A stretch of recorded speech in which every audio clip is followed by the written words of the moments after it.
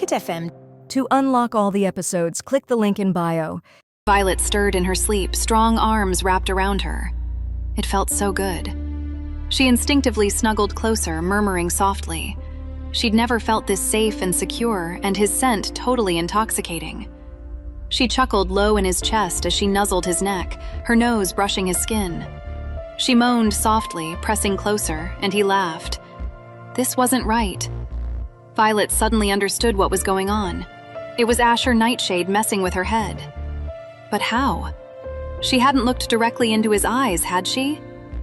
A million questions raced through her mind, but she knew she had to snap out of this dream first. She remembered a book about dream manipulation. The only way out of such manipulative dreams was to put yourself in danger. The 4-story drop outside her window should do the trick, she thought. She was ready to jump. From her window, the ground looked miles away. For a second, she hesitated. What if she actually died? Well, if that happened, at least this nightmare would be over. Anything was better than another second with this psycho. Oh no, what was happening? Why was she being targeted? She hadn't even done anything to get his attention. She glared at Asher, pure hatred coursing through her. This was all his fault. Furious, she stormed toward him, ready to make him pay.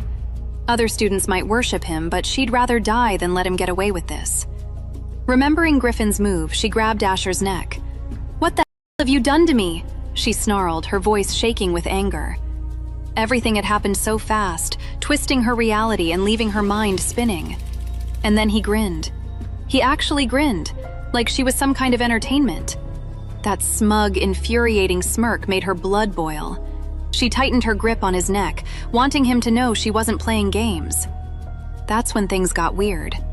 The scene shimmered like a dream changing. This was Asher's world. He was in control, pulling all the strings. She tried to get off him, but he said, "Calm down, baby." A wave of calmness washed over her, her body relaxing against her will. Oh no, how do I get out of his manipulation, this dream? Violet wanted to freak out, to fight, but it was like all the fight had been sucked out of her. Asher adjusted, sitting up and holding Violet in his arms like they were a couple, not two people who'd just been battling for control. A blush crept up her cheeks when she realized she was sitting right on top of him. She was disgusted by this manipulative jerk, but her body wasn't playing along. It was drawn to his intense pull. She clung to what little control she had left. It wasn't hard to figure out what Asher was thinking, not with that dark, hungry look in his eyes, like he wanted to swallow her whole. They'd met only once that day, and this was the longest they'd ever talked. Yet here he was, looking at her like he'd been waiting for her forever. Violet's feelings were all tangled up, a mess of confusion. Just as she was about to say something sassy and break whatever spell he was trying to cast, Asher spoke. "You're finally here, my purple queen." "What?" Violet choked out, completely thrown. Not again. Confusion washed over her. Asher was again talking like they'd known each other forever, but she knew they hadn't for a while. "I thought you weren't going to show up. You know, I was considering how to come get you. You have no idea how much work it took to bring you here, little purple." Violet was stunned. "Do I know you?" Violet finally asked, finding her voice. "Yes, my purple queen. You called, and I answered." "What?" Violet blurted out, totally lost. What did he mean? Asher's eyes locked onto hers, dark and intense. He didn't blink. Ice shot through Violet's veins. Her face went white. No, there was no way. This can't be true. What the hell? It was this creepy guy who accepted her and sent all those letters for her. Watching her shocked reaction, "You're in bed right now, my purple queen," he purred. "And now is the time to demonstrate your special skills. Just start already. I'm waiting." Oh no. Violet lied on her application, hoping it would keep her out. She never imagined that lie would be the very thing to pull her in and bring her the greatest troubles of her life. Violet was nothing like she mentioned in the application. But now this dangerous alpha himself was demanding she play the part she made up. How will Violet survive this? And who among the mighty Cardinal Alphas will win her over? To listen to the full audio series, install the Pocket FM app now.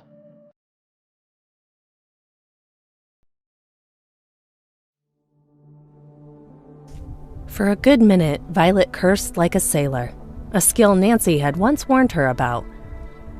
"Your mouth will get you in trouble one day," Nancy had teased. But growing up in the hood, what did she expect? Honestly, though, this situation deserved every curse word she could throw at the jerk who'd messed with her life. Regret burned deep. The signs had been there, staring at her in the face. But she'd been too focused on escaping her life to see them. No decent school would have accepted her ridiculous application. Yet they did. The scholarship? A total trap. And now here she was, practically in the lap, given their current position, of one of Lunaris Academy's resident psychos. The most dangerous one, it seemed. Her first instinct was to jump off him, but Asher's power held her like a wall. She froze mid-move, accidentally rubbing against him. "Shoo!" Asher groaned, his hands gripping her hips like she might disappear. He was breathing hard. "I might be in your head, but this feels pretty real to me. And it could be real for you, too." His voice dropped to a low, seductive whisper as he ran a finger down her spine, watching her skin tingle. "If you let me." His eyes locked on hers, a twisted invitation in their depths. But the icy glare Violet shot back said she'd sooner punch him than play his sick games. "Where am I?" Violet demanded. "My room," he answered casually. "I mean, where's my body?" She snapped, frustration boiling over. After her window dive landed her right back here, unharmed, she knew this wasn't real life. This was all some messed up mind trip. "Oh," Asher smirked. "To be precise, your body's in your room, while your mind's here with me." Violet frowned.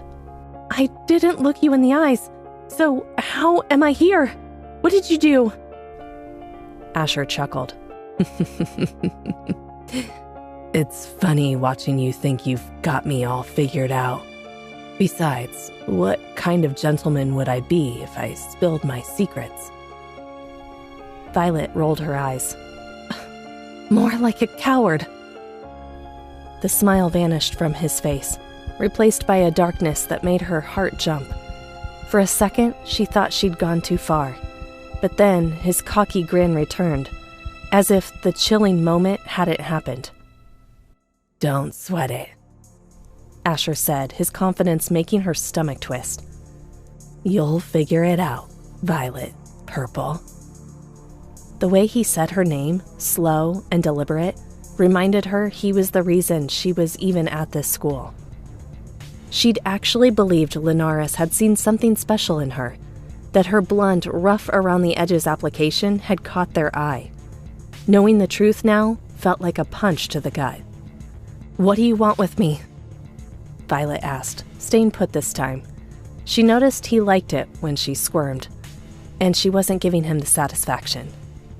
Violet had learned from the best. Nancy had pulled this tactic countless times. And even though being this close to Asher sent a rush of heat through her, Violet held her ground. He'd started this game, and if he wanted to play, she was ready to finish it. "What do you think I want from you?" Asher echoed, his voice laced with amusement.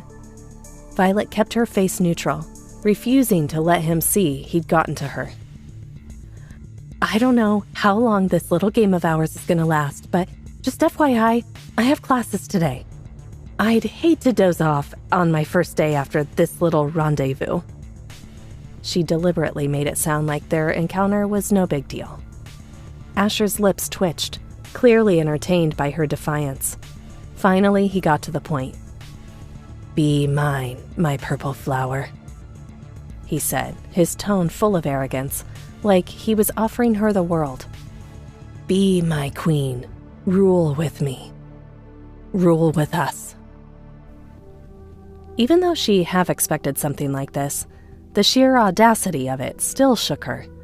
Violet's initial shock quickly turned into a sneer. In your dreams, Asher Nightshade. Good thing this is my dream then. So you're mine now, Violet Purple. What? The blood drained from Violet's face as his words hit her. Oh, hell no. That's not what she began. But before she could finish or take it back, Asher's grip tightened. The warmth of his hand felt like a brand on her skin, and her heart started hammering so hard she swore he could hear it. The air thickened as his hand moved lower, his fingers tracing her skin inch by inch, each touch sending shivers down her spine. Violet realized she was holding her breath. Why, though? She couldn't tell if she was more terrified or turned on by the thrill of his hand moving so close to her core. As its fingers grazed her inner thigh, the tension coiled tighter inside her, making her heart skip a beat. She couldn't believe she was letting this happen, but part of her wanted to see how far Asher would push it.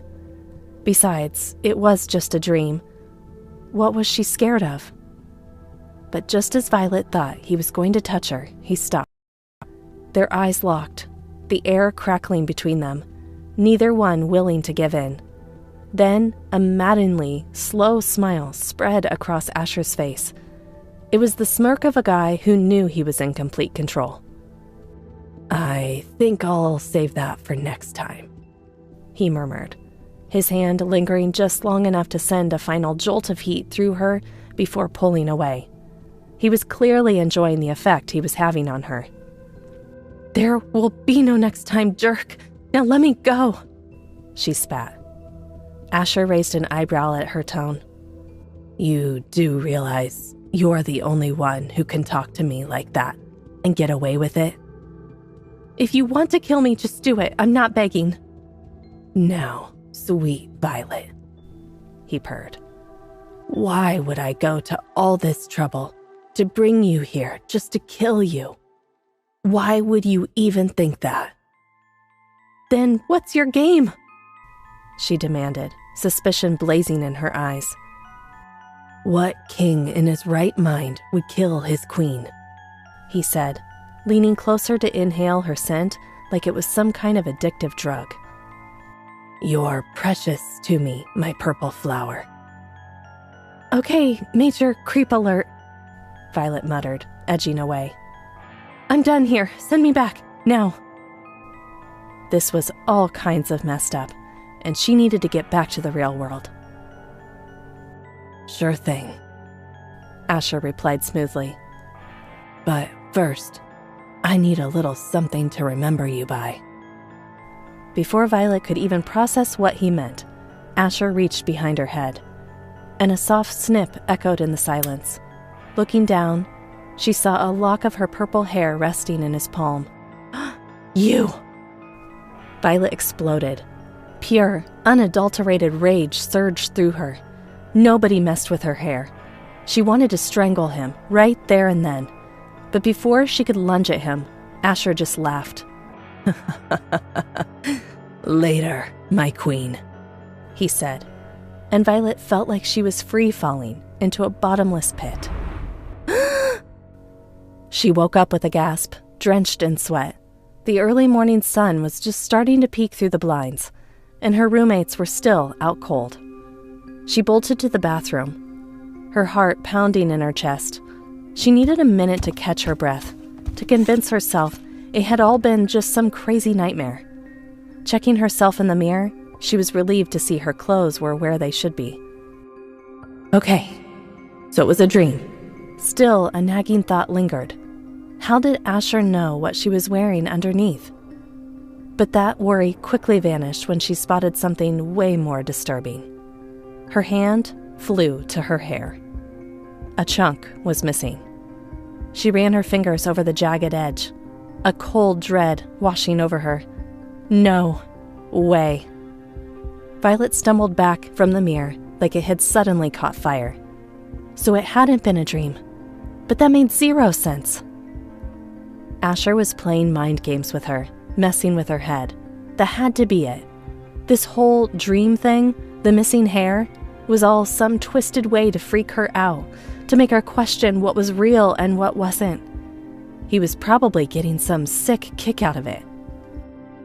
I gotta get out of this place, she whispered, the thought hardening into a rock-solid plan. This school was officially off the list. Wait, that's not the end. You've just had a free taste. Now get the full story on the Pocket FM app, link in description. Check out our next video and playlist, and don't forget to like, share, and subscribe. Pocket FM. To unlock all the episodes, click the link in bio.